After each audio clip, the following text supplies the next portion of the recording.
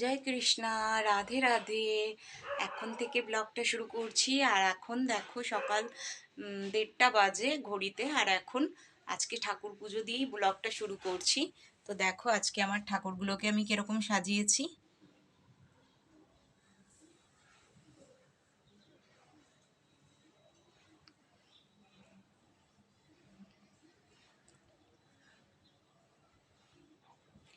তো জয় শ্রীকৃষ্ণ, রাধে রাধে। আমার ঠাকুর পুজো হয়ে গেছে।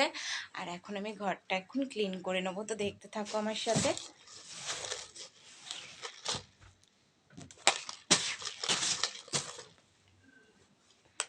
তো দেখো আমি ভালো করে ঘরটাকে ক্লিন করে নিয়েছি। আর আজকে ঘরের ফাইনাল লুকসটা।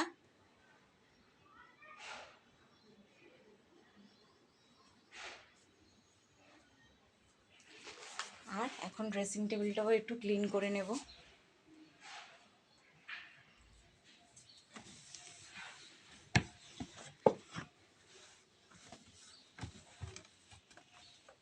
তো দেখো ড্রেসিং টেবিলটাও ক্লিন করে নিয়েছে। আর ড্রেসিং টেবিলের ফাইনাল লুকসটা।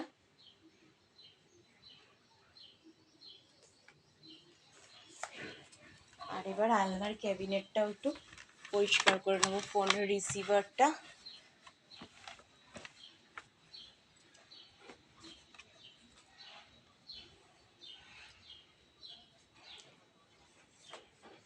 তো দেখো ঘরের আজকে ফাইনাল লুকসটা।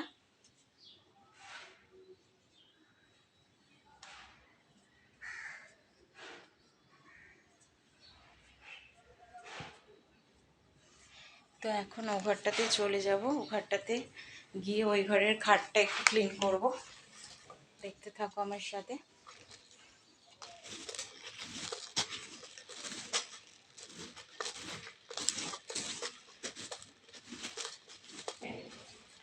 দেখো এই ঘরের বিছানাটা ঝেড়ে পরিষ্কার করে ক্লিন করে দিয়েছি। আর এই ঘরের বিছানার ফাইনাল লুকসটা।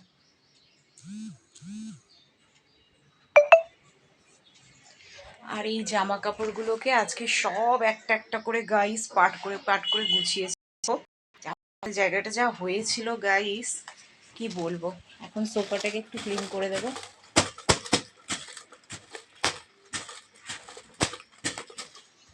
তো দেখো সোফাটাকে ক্লিন করে লাল কালারের কাভারটা আজকে পেতে দিয়েছি। আর ওয়ার্ড্রপটাও একটু ক্লিন করে নেব।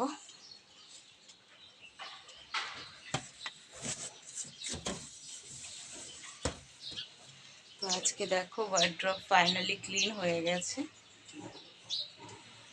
আর কত জামা কাপড় আজকে সব ধুয়ে মেলেছি বাইরে। ব্যালকনিতে সব জামা কাপড় রয়েছে। তো রোদ্দুরটাও ভালো দিয়েছে। আর এই ঘরের ফাইনাল লুকসটা তোমরা দেখতেই পেলে গাইস। তো এখন চলে যাব কিচেনে। আর কিচেনে আজকে ফ্রিজটাকে ভালো করে ক্লিন করেছি, জানো তো গাইস। ভেতর খুলে একদম পরিষ্কার করেছি ভেতর থেকে। ভেতরটা যা হয়েছিল যে কি বলবো।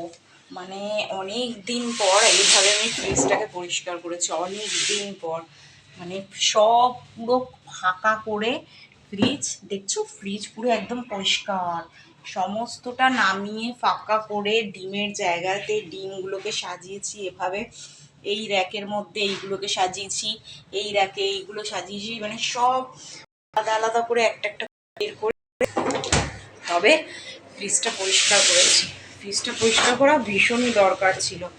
মানে কি বলবো, ফ্রিজটার যা অবস্থা হয়েছিল। আমি দরজাগুলোকে একটুখানি ভালো করে পরিষ্কার করে দেবো। সব সময় তো হয় না, তো যখন সময় পাই এইভাবে একটু আমি পরিষ্কার করে দিই।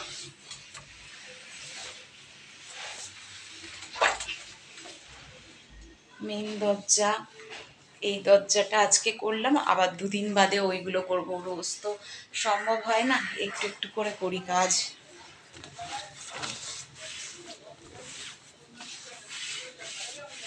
এইগুলো না আমি এই ফাঁকা টাইমটাতেই করি। তাহলে কি হয় বলো তো, সকালের কাজে আমার কোনো ক্ষতি হয় না। মানে সকালে রান্নাটা আমি করার পর ঝাড় পোছ পরিষ্কারের কাজটা আমি আস্তে ধীরে করি।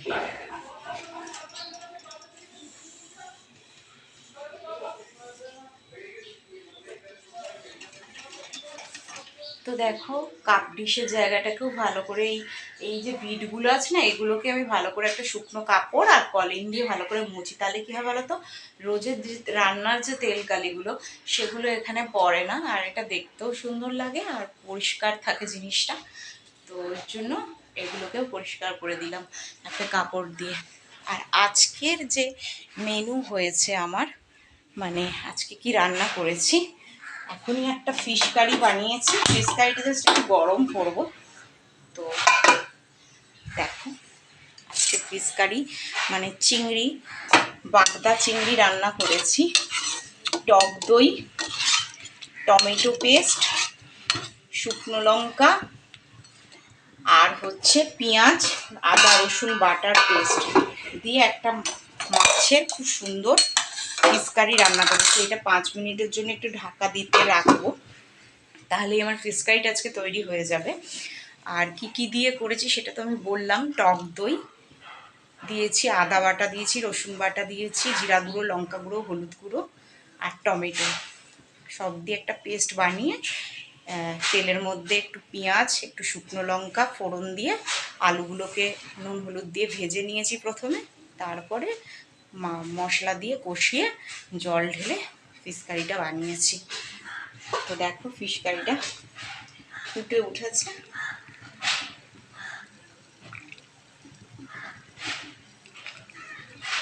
এখানে ফিশ কারি রান্না হয়েছে। আর আজকে দুপুরে রান্না হচ্ছে ডাল, আলু ভাজা, মাছের ঝোল আর হয়েছে সাদা ভাত। তো এই হচ্ছে রান্না হয়েছে। তো এই রান্নাগুলোই আজকে